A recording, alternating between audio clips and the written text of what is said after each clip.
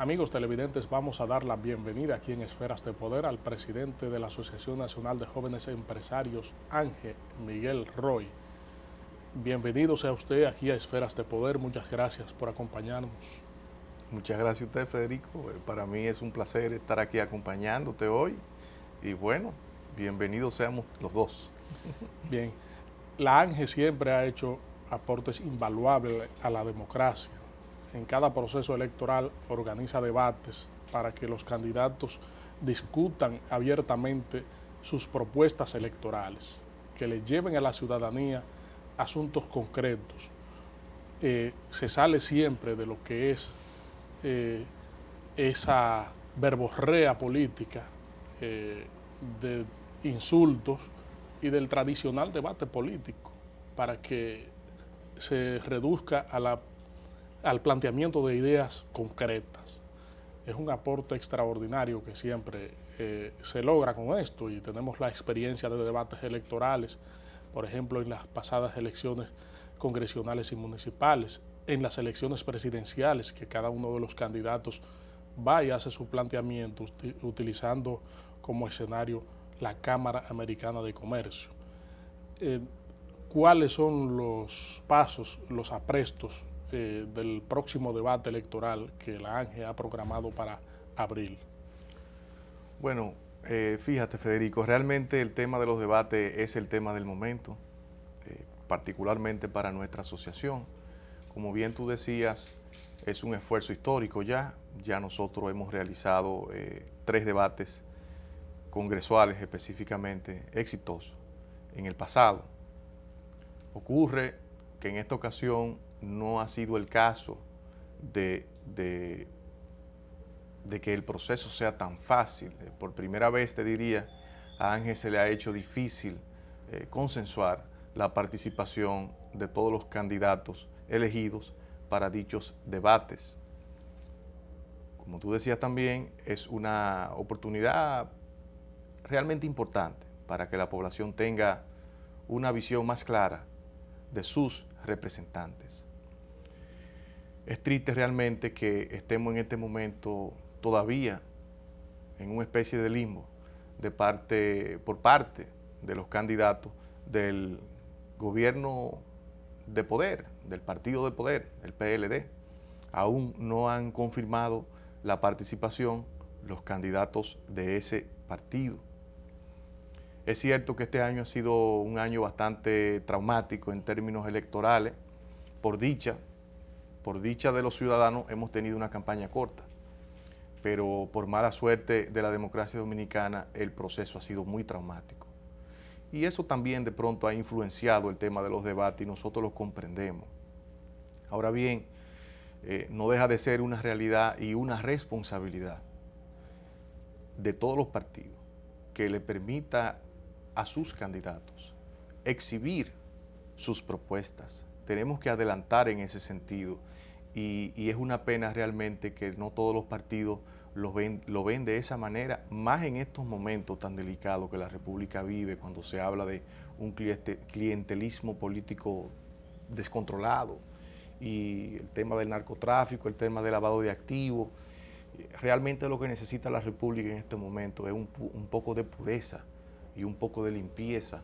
Y yo creo que el tema de los debates electorales es una oportunidad ejemplar para que nuestros dirigentes realmente aporten algo valioso y sean un poco más transparentes en el ejercicio de la política. La imposibilidad de que el PLD pudiera participar en este debate electoral obstaculizaría su realización. Por supuesto que sí. Nosotros particularmente, la idea es sostener 4 debates electorales televisados en un canal de televisión principal aquí del país, en horario de 8 a 10 de la noche, los 3 domingos del mes de abril y el primer domingo del mes de mayo. Elegimos los 2 partidos mayoritarios para ese esfuerzo. Y bueno, realmente si un partido no confirma, el evento deja de tener vigencia. Aún el PLD, como te digo, no han confirmado, el PRD sí confirmó formalmente su participación, pero aún esperamos y estamos en una especie de limbo constante por la parte del PLD, porque aún no hemos recibido ni siquiera una respuesta formal a nuestras reclamaciones. Es decir, que el debate está en peligro y bueno, yo creo que sería un retroceso tremendo para la democracia dominicana y sobre todo, como te mencioné antes, para la época en que vivimos. Yo creo que sería un respiro para la población ese ejercicio democrático. ¿Cuál es la fecha límite que ustedes ya tienen que tener definidos si participarían o no en ese debate? Nosotros ya le habíamos dado una fecha límite, día 23 de marzo, para una respuesta. Ellos aún no nos han respondido, como te informé. Sí tuve la oportunidad de contactar a un amigo que forma parte del comité político. Prefiero reservarme su nombre ahora mismo, pero es un amigo y es una persona que ha sido históricamente un interlocutor de Ángel bueno. Esa persona se comprometió con nosotros y nos pidió a que le diéramos una tregua hasta la próxima reunión del comité político, que tengo entendido que se reunirán este próximo lunes. Por lo tanto, le vamos a dar esa pequeña tregua. El próximo lunes, si Dios quiere, se reunirá el comité político y si Dios quiere, será insertado dentro de la agenda el tema de los debates electorales. Es decir, que tenemos la esperanza de que el lunes, aunque sea tarde en la noche, podamos recibir una llamada telefónica, si Dios quiere, positiva en ese sentido. Porque como tú te imaginarás, el montaje, la producción, tú que sabes de la televisión, es un tema delicado, un tema costoso, un tema logístico complicado también. Es decir, que realmente estamos contra la pared en ese sentido. ¿Cuáles factores sospecha el Ángel que pueden haber influido para que no se produzca todavía una respuesta en este sentido? Yo creo que son dos, Federico. Primero, lo que te mencioné anteriormente. Este año electoral ha sido atípico, te diría, en la historia de la República. Yo nunca había visto, por lo menos yo, una campaña tan corta, pero a la misma vez tan traumática. Ocurre que a la fecha de hoy aún todavía se están discutiendo los temas electorales, los temas de los candidatos, las impugnaciones. Es decir, que ha sido un proceso traumático realmente para todos los partidos. Yo creo que eso ya ha influido también. Pero por la otra parte te diría que pasa a veces en nuestra democracia frágil que algunos candidatos, si se ven en un momento dado favorecidos en las encuestas, ellos deciden no exponerse a ningún tipo de riesgo. Yo particularmente no conozco encuestas recientes porque Ángel realmente no participa del tema político en una manera diaria, sino que es un tema coyuntural. Específicamente ahora el tema de los debates es un tema coyuntural.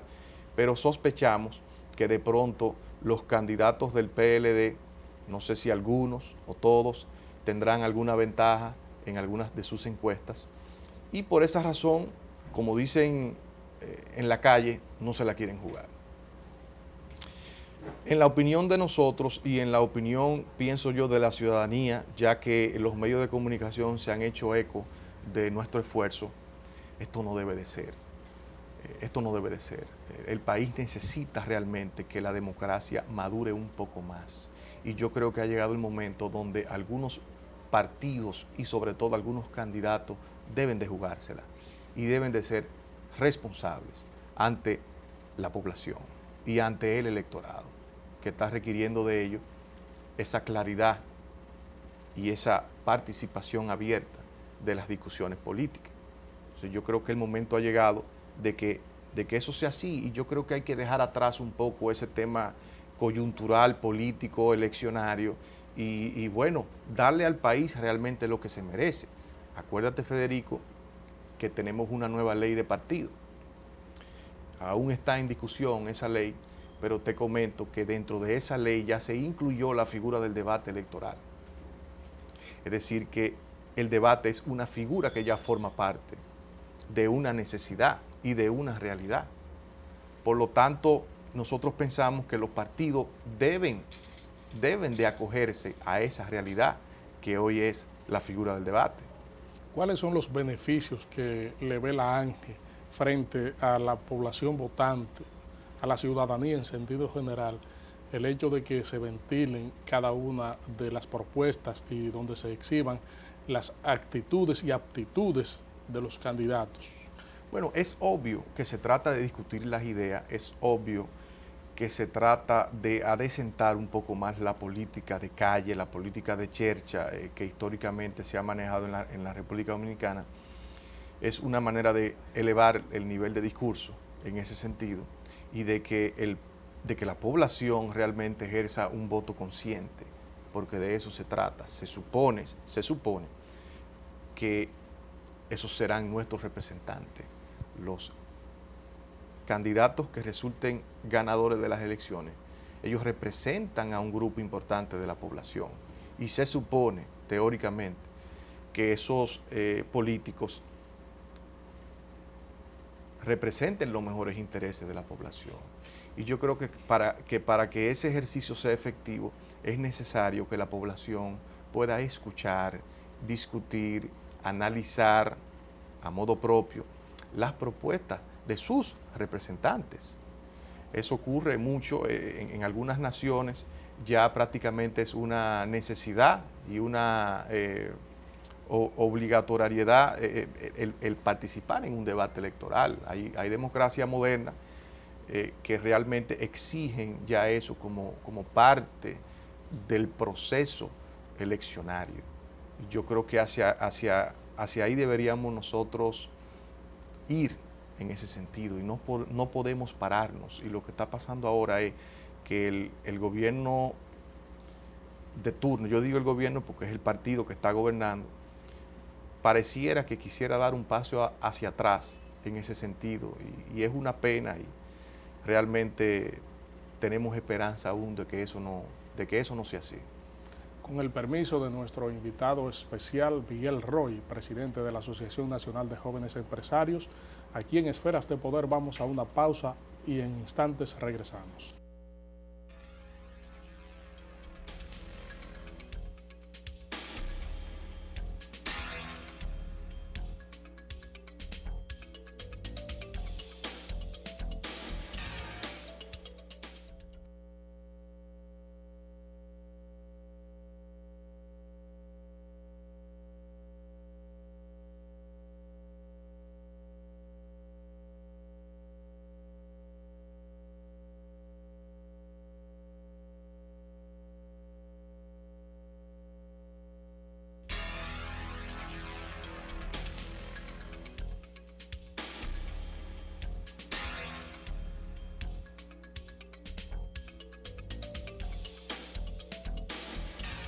Proseguimos aquí en Esferas de Poder con este conversatorio con Miguel Roy, presidente de la ANGE.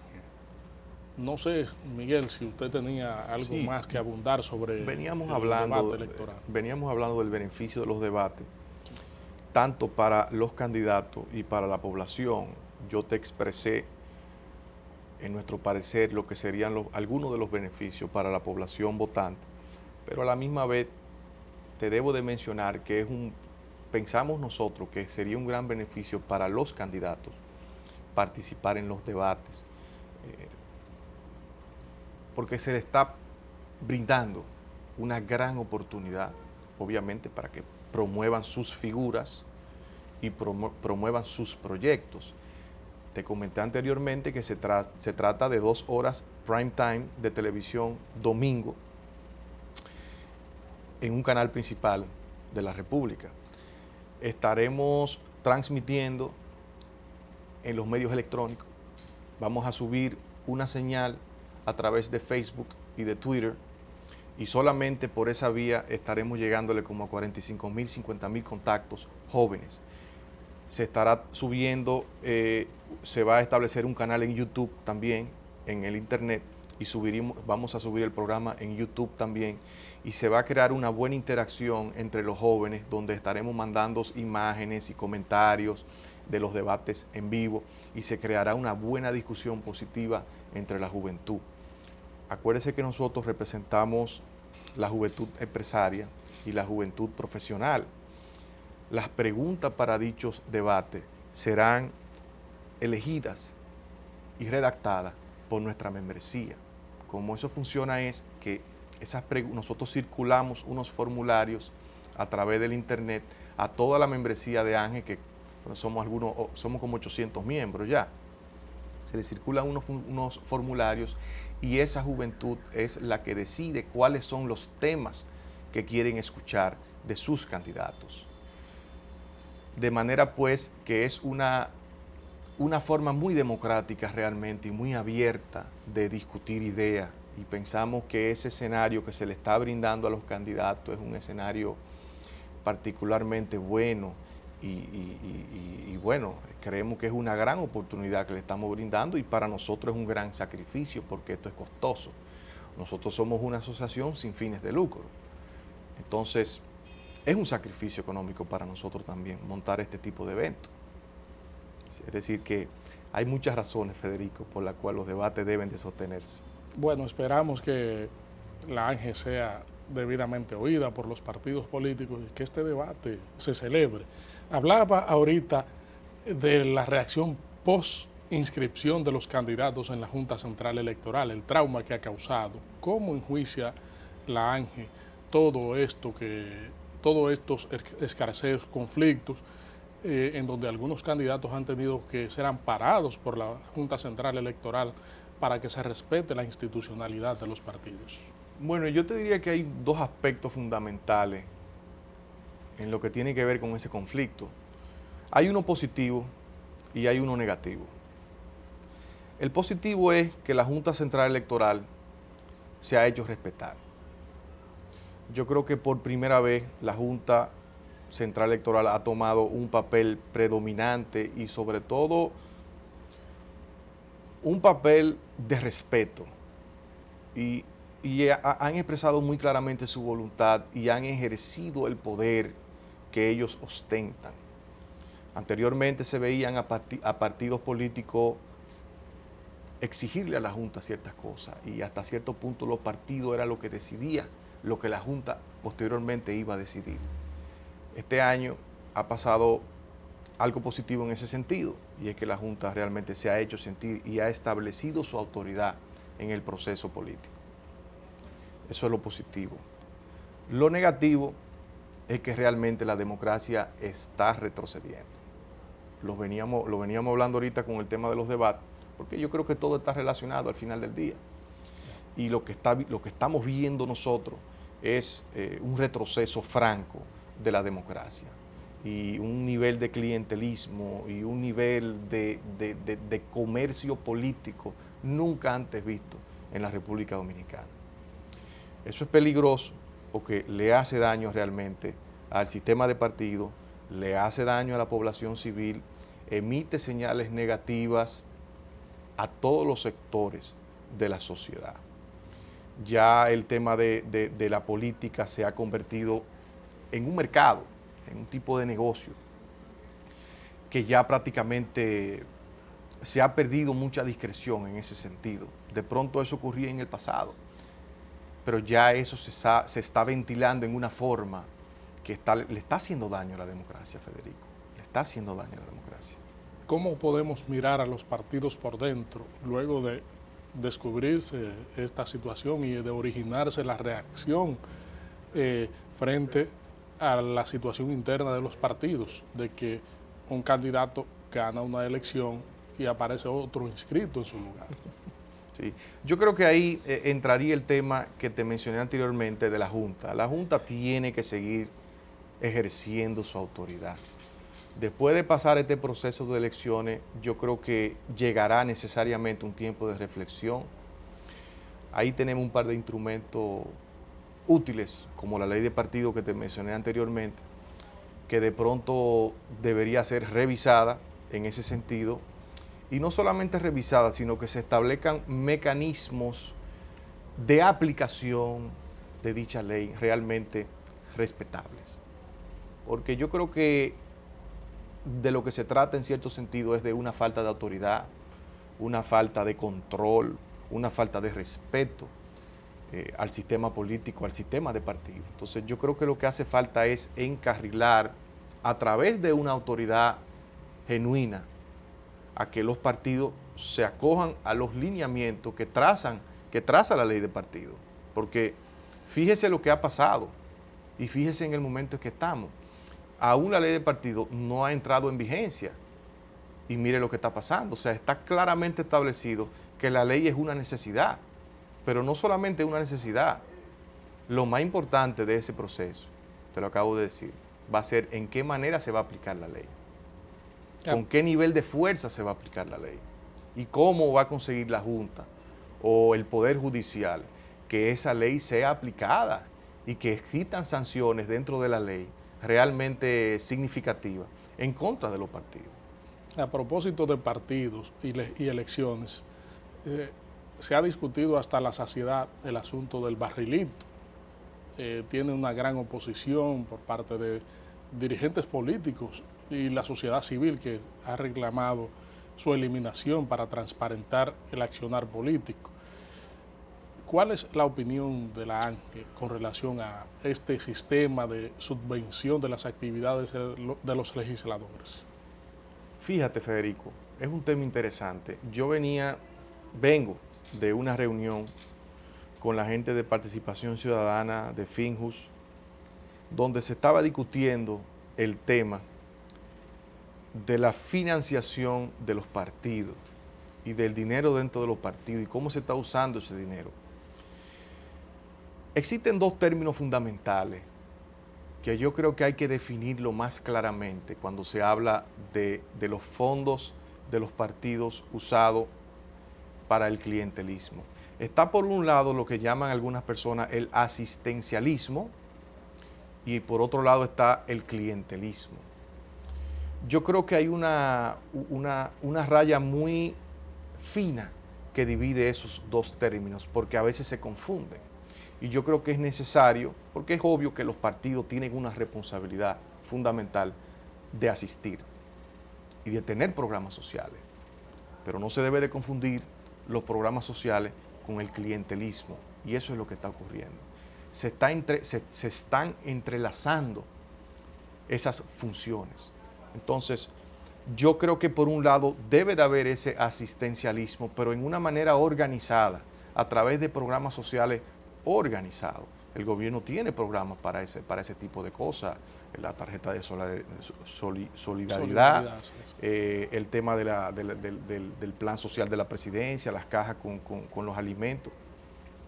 Entonces yo creo que en ese sentido nuestros legisladores deben de organizarse mejor, porque ese tema del barrilito es un tema muy amplio, que de pronto lo que hay que es que organizarlo y dividir realmente la función social de la función política, porque ahora mismo ese tema está en una especie de limbo y nadie sabe realmente cómo se están utilizando esos recursos, porque todos los legisladores le llaman a eso asistente social y es un trabajo para su comunidad, pero nosotros sabemos que en muchos casos la política está de por medio de la política en ese tema.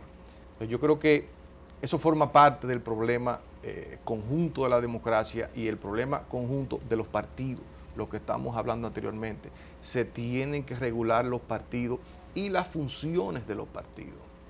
Todo debe de estar claramente establecido. Y eso es lo que te quería explicar con ese tema. ¿Es recomendable eliminarlo o dejarlo en manos de los legisladores con una regularización especial? La opinión nuestra es que hay que regularlo.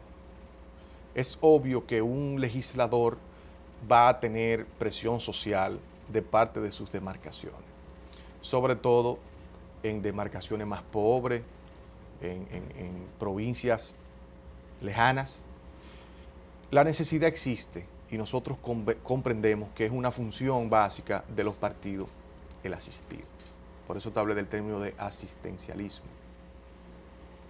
Lo que se tiene que hacer es de fiscalizar y establecer lineamientos claros en lo que se va a hacer, con esos recursos. Nosotros vemos como una decisión prudente el hecho de eliminar el barrilito, por lo menos en el proceso electoral. Eso es prudente, porque es obvio que dentro de un proceso electoral va a haber una contaminación política dentro de los programas de asistencia social. Lo vemos con buenos ojos, esa acción reciente. lo que se tiene que tomar es una medida más allá. Y cuando acabe el proceso de elecciones, todo el mundo se debe de sentar en una mesa y se deben de establecer lineamientos claros a través de leyes, por ejemplo, la ley de partido, donde se establezca claramente cuáles son las funciones de esos fondos y de qué manera se van a fiscalizar. Amigos televidentes, permanezcan en su pantalla porque en breve regresamos con Esferas de Poder y nuestro invitado especial.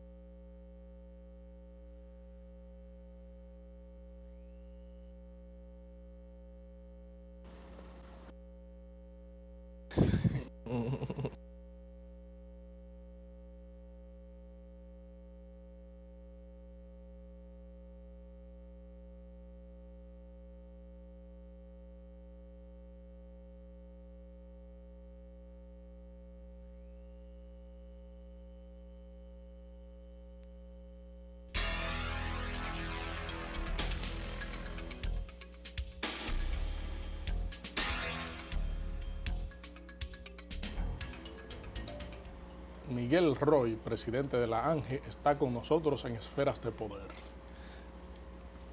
Miguel, nosotros queremos saber cuál es el punto de vista, la posición, la visión de la ANGE con relación a escándalos de corrupción y de la criminalidad que se originan actualmente y cuáles son las perspectivas, cuáles son los lineamientos y la posición que ustedes ven con esto en contraposición con lo que es el asunto de la inversión extranjera. ¿Piensa usted que esto puede afectar o que hay que tomar medidas correctivas para evitar que el lavado de dinero pueda afectar de una u otra manera la inversión extranjera con los escándalos de corrupción de gente que supuestamente incursiona en actividades ilícitas y que luego se descubre de que están en tales o cuales actividades cuando ya están introducidos en el mercado? Sí, Federico, realmente es un tema preocupante. El sector privado, yo creo que por primera vez se está viendo afectado por el tema del lavado, sobre todo el lavado y la corrupción. Yo creo que ya el tema ha llegado a un punto donde la inversión se está viendo afectada, sobre todo la inversión productiva. Me refiero específicamente a que, por ponerte un ejemplo, si un empresario decide invertir en una industria, es muy importante saber primeramente lo que está pasando en el entorno del lugar donde se va a ejecutar la inversión. Si en ese lugar hay criminalidad, y me refiero a la criminalidad de calle, pues esa inversión está peligrando, porque ya las empresas dependen directamente de las comunidades en que están radicadas. Por lo tanto, la comunidad realmente decente en la República Dominicana está en extinción, porque ya los barrios, los pueblos, los campos, ya en esas demarcaciones se está viendo realmente un nivel de criminalidad peligroso. Eso por un lado. Por otro lado, ha quedado claramente establecido que hay mucho dinero sucio en el sistema económico dominicano. Ha sido difícil controlar eso. Es un dinero que está circulando libremente prácticamente en la economía dominicana. Y a veces es difícil de identificar ese dinero. Yo creo que la solución radica en una manera individual. Yo creo que radica en la responsabilidad individual de cada empresario. Cada empresario tiene su negocio, tiene sus formas de financiamiento, tiene sus relaciones, tiene sus proyectos. Yo creo que es importante que cada empresario sea responsable en el tema de sus inversiones y sobre todo en el tema de sus relaciones. Los bancos usan un término mucho y es el término de debida diligencia. Los bancos tienen eso. Cuando el banco va a captar un depósito de dinero importante, se supone que a ese depósito de dinero se le haga su debida diligencia y se establezca claramente cuál es el origen de esos recursos. Se puede decir que esa es la puerta de entrada del dinero sucio en el sistema formal de la economía dominicana. O sea que por ese lado es importante que los bancos, y me temo que no todos están haciendo el trabajo, es importante que los bancos hagan su trabajo en ese sentido, porque fíjese usted que en el caso reciente de la torre esta, del Español, del Tiempo, ese dinero estaba en el sistema bancario. El dinero que se usó para invertir, el dinero que ese empresario utilizó y que insertó en el sistema económico dominicano, fue un dinero que vino de bancos de primer nivel internacionales, de primer nivel. Es decir, que era un dinero que ya estaba en el sistema de banco internacional, que luego entró en el sistema de banco dominicano. Yo creo que la puerta de entrada y el principal filtro deben de seguir siendo los bancos. Y yo creo que la superintendencia de bancos debe de hacer un trabajo específico y puntual con cada institución bancaria en ese sentido y exigirles a ellos ese deber y que por supuesto sea penalizable. Porque yo estoy seguro que ese señor español, ese ciudadano español, tiene dinero en Banco Dominicano. Entonces, esa es la puerta de entrada. Y a la misma vez ya los empresarios, como te dije anteriormente, deben de ser muy celosos con sus relaciones comerciales. Y a la misma vez, ellos también, nosotros también, debemos de hacer nuestra debida diligencia en nuestras empresas también. ¿Quién es el primero que debe tomar control con las medidas de prevención para tratar de evitar que estos casos lleguen a este nivel? Bueno, te decía anteriormente. Aparte de los bancos. Los bancos, esa es la puerta de entrada de la inversión, o vamos a llamar por lo menos de la inversión formal, es el banco. O sea, los bancos tienen que ser más discriminatorios en ese sentido. Yo creo que la superintendencia debe de ser más exigente en el momento de supervisar la entrada de dinero al sistema dominicano. Yo creo que ahí comienza todo, pero también, como te dije anteriormente, nosotros los empresarios también debemos de ser celosos y debemos de tener nuestros ojos abiertos constantemente a las relaciones, a las propuestas de negocio que nos hacen. Yo creo que eso es un tema fundamental para que se resuelva, porque esto nadie lo va a resolver en una manera individual. Si no se hace en una manera conjunta, va a ser muy difícil controlar el tema del dinero sucio en la economía dominicana. Fíjense que el dinero sucio es una realidad mundial en las economías. El dinero sucio existe y siempre va a existir. Lo que hay que limitarlo y hay que pararlo y que no permetan profundamente en el sistema económico dominicano, como se está viendo ahora mismo, que está penetrando en una manera realmente profunda, nunca antes vista. Antes el dinero sucio se veía más en las calles, en los temas de los barrios, narcotráfico, delincuencia común, pero nunca se había visto una penetración como la que se está viendo en este momento. Está concluyendo el primer trimestre del año. ¿Cómo evalúa el comportamiento de la economía? ¿Piensa que ha habido un crecimiento, un fortalecimiento y buenas perspectivas? Nosotros pensamos que sí. La economía viene creciendo. Esperamos que el año 2010 sea un año de crecimiento económico. Al menos hasta ahora eso es lo que estamos viendo. No quiero decir con esto que estamos en recuperación. Aún no hemos salido de la crisis global. La crisis global todavía existe. Los mercados internacionales aún están desacelerados. Aún no han llegado a un proceso de maduración. Por lo tanto, el tema de la recuperación económica dominicana debe de ser un tema delicado y paulatino y se tiene que comprender y el gobierno debe de comprender eso también. Y es importante que el gobierno siga manteniendo la estabilidad y le siga permitiendo al sector privado desarrollarse en un ambiente tranquilo, en un ambiente estable sobre todo. Eso es lo más importante. ¿A qué niveles ve usted que ha crecido la economía y cuáles han sido los factores que han impulsado este crecimiento? Fíjese, hay distintos sectores de la economía. Algunos aún están golpeados y algunos están en crecimiento. Hay sectores que ya se ven que están repuntando y han repuntado. Tenemos una banca sólida, tenemos una tasa de intereses competitivas, es decir, que hay un acceso a financiamiento competitivo de parte del sector privado. Eso por un lado, una parte importante. Por otro lado, tenemos sectores que aún siguen dinámicos, como el turismo. Tenemos sectores como la agricultura, que están en crecimiento también. El mismo sector industrial también está en crecimiento. Es decir, que hay algunos sectores específicos que se mantienen fuertes y que la perspectiva de crecimiento son favorables, son buenas. La Corporación Dominicana de Empresas Eléctricas Estatales acaba de anunciar el pago a los generadores para saldar una deuda que se viene acumulando de periodo en periodo. Regularmente, de vez en cuando, por temporada, nos encontramos con los apagones y el planteamiento de soluciones.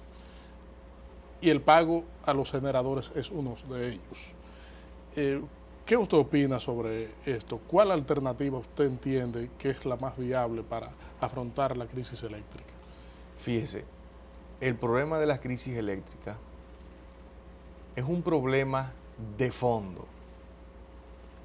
Hay muchas teorías y siempre estamos hablando de la distribución y la ineficiencia del cobro, la falta de inversión en la generación, la falta de gerencia en las instituciones que rigen el sistema, los contratos leoninos.